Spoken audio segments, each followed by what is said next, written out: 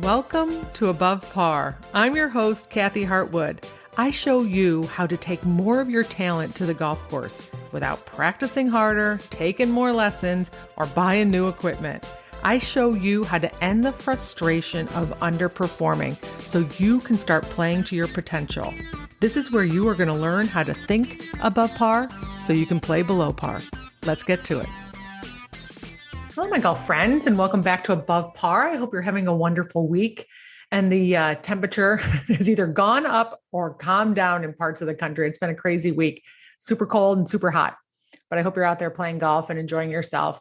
And I wanted to give another shout out to somebody who made a nice post on Facebook talking about recommending my podcast to a Facebook group. This is Holly. And she said, thank you. You truly made a wonderful difference in my thinking this season. So awesome. Thank you for listening, Holly. And thank you all for recommending my podcast in those Facebook groups and to your friends. I really appreciate it. I'm getting lots of amazing comments and success stories. So I love all of that. Today, I wanted to talk about coachability. I don't even know if that's a word, coachable, right? You being coachable by other people and yourself. So whether you're coachable from an instructor or a peer or a friend, you also have to be coachable to yourself, because a lot of what I teach you in here is self-coaching, because you're stuck with your dang thoughts all day, right? So you got to be coaching yourself, knowing the tools on how to do that. And I just want to give you some ways to question if you're really coachable or what a coachable person to me looks like. So this is what a non-coachable person looks like. Basically, if you're non-coachable, you're stuck. You're just going to stay the same. You are not going to evolve or change. And if you do, it's really going to be laborious and hard and heavy. You don't want other people's opinions. You believe that your way is the best way. You believe your own thoughts. You get stuck in facts that are actually thoughts, and you keep producing the same results over and over again. And I want to mention that sometimes we get stuck in our own ways of thinking in certain compartments of our life, certain arenas and different areas. Like at work, you might say, yeah, it's my way. I do it the best, right? Or at the house, you might be like, this is the only way that you do the dishes. This is the only way that you clean the house, or this is the only way the garage is supposed to look. And in other areas, you might be totally open and coachable. That's fine. It's just something for you to be curious about. And we can like our reasons. If we're like going, I'm done. I like the way I do things in these different areas and I don't want to change, that's fine. But if there's areas that you're not getting the growth that you want or the results that you want, or your indicator is your emotions. If you're just not super happy or pleased, or there's some discontent, then maybe it's worth looking at. I'm going to share with you 3 traits of a coachable person. All right. Number 1 is you're open to being wrong.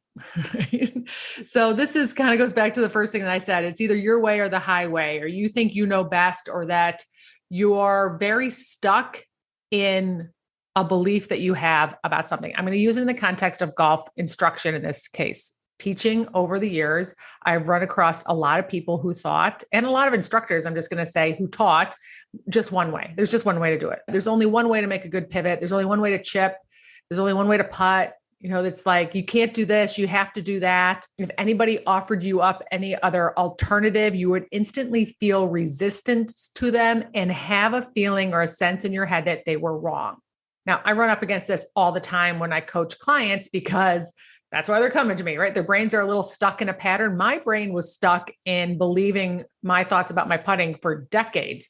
So I get it. There's only one way to look at things at times. And we sometimes we just get to a point where I can't take it anymore, or there's got to be a different way, or we're open to thinking different things. And some of the things that you would like to question yourself with in this area, if you're a person who finds yourself being, it's my way or the highway, or they're wrong and I'm right, is to ask yourself a couple questions.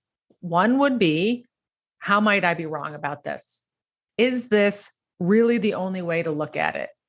If you're willing to ask yourself those questions, those types of questions, you become more coachable. The minute you do that, you open up your brain to looking at all the different alternatives. When you say, nope, they're wrong, I'm right, it shuts down your brain. It just goes to sleep. It's like done. You might just go to irritated, actually, because how could they be so wrong when you're so right? But you don't even think of possibilities. It's an instant just conversation ender in your own head. If you say it out loud, it's definitely a conversation ender, right? So the minute you ask yourself or your brain, how might I be wrong about this? Is there another way to think about it? What else is possible in this situation? Your brain starts looking for all the possibilities. Now you become coachable. All right. Trait number 2 is you're curious. So many people go through life with their blinders on. They're not looking. They're not curious. They're not paying attention to the things and the patterns that they're creating in their lives. They're not stopping long enough to ask themselves, what's going on here? What else could I possibly do? Okay. So for instance, in golf, it might be, you're like, yeah, I just keep getting off to a bad start. I just keep having a blow up hole. I never can put 2 rounds together, right? We just kind of go through with our blinders on, not paying attention to the patterns that we're creating for ourselves. And therefore, because our blinders are on and we're not curious, we're going to create the same patterns and results over and over in our life. I heard this amazing analogy from Brooke Castillo, which basically was a lot of us go through life like in a fishbowl. Like, so we're a goldfish in this fishbowl and we live within the parameters of the fishbowl. We don't really venture outside of them. We never think of actually what's possible outside of the fishbowl. You take that fishbowl and you put it into the ocean and you don't realize how big of an environment that you could swim in because we stay in our own little bowl.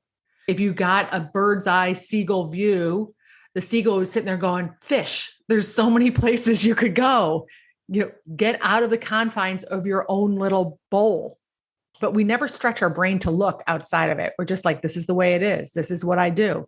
This is how life is, right? We're not curious. So when you're creating patterns over and over again in your life, and you're just blindly going through, assuming that's your fate, assuming that's the way that things are, such as in golf, getting off to a bad start, never finishing well, always blading it out of the bunker, never being able to break 80. We kind of take that as our fate. That's our little goldfish bowl. You just want to start asking yourself really good questions in that situation. It starts with, is it true? Is it true that I always get off to a bad start? Is it true that I'm always going to blade it out of the bunker? Never put 2 good rounds together? What else can I do? Another question is, what's my next best move? What do I want to think about this? Those questions get your brain looking for different opportunities, different ways that you can create different results. Okay. And the third trait is that you're always seeking growth. A lot of times we go through saying things like, I can't, it's hard, it's not possible. That's as good as it gets. When we do that, it's like going through life with a parking brake on. You just shut your brain down. It just quits working to look for things that are possible. You just kind of stay right in your little goldfish bowl, swimming around and around the same circle over and over again. So if you find yourself saying those phrases, if you say, I can't, a way to be coachable to yourself is, what can I do? You say it's hard. How can I make this easy? Or what part of this is not hard? If you find yourself saying it's not possible, then you want to start asking, what is possible? What can I do?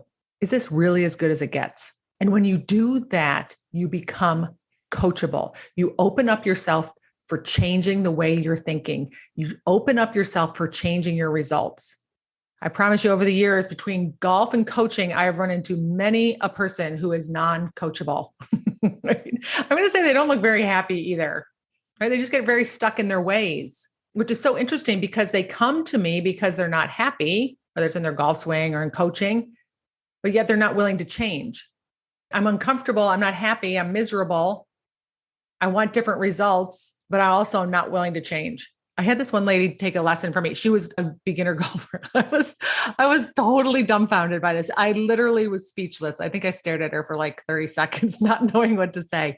These 2 women came as they were friends, and she was absolutely 100% had her wall up. The minute I never met her before, she just said to me, she goes, I'm going to take a lesson from you, but you can't change anything. I was like, I was like, wow. And so I went, okay, let me watch you hit some balls. Maybe I'll figure out something. She had a god awful grip, and I'm not being judgmental, but it was god awful. It was a non-functioning grip. I think she could have broken her wrist if she stayed with that grip. It was that bad. And she goes, you can't touch my grip. You can't change it. I'm like, what do you mean I can't change it? She goes, nope, it's too uncomfortable to change.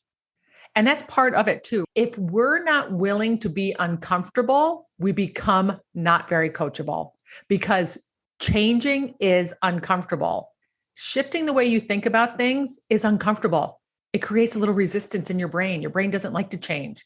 So unless you're willing to be uncomfortable, you're not very willing to change. You're going to go about it a really slow, long way, that's for sure, where you barely notice the changes, right? So funny. Quoting Brooke Castillo again, she said, discomfort is the currency of your dreams. If you're not willing to be uncomfortable, if you're not willing to go through discomfort, you're not going to change. You're not going to reach your dreams. You're not going to reach your goals. You're just going to stay right where you are, comfortable, creating the same results over and over again. So ask yourself, how coachable are you? Are you willing to be wrong? Are you curious? Are you taking the blinders off and really taking a look at your life and the results that you're creating? And are you always seeking growth? Are you willing to be uncomfortable? Ask yourself powerful questions and your brain will give you powerful answers.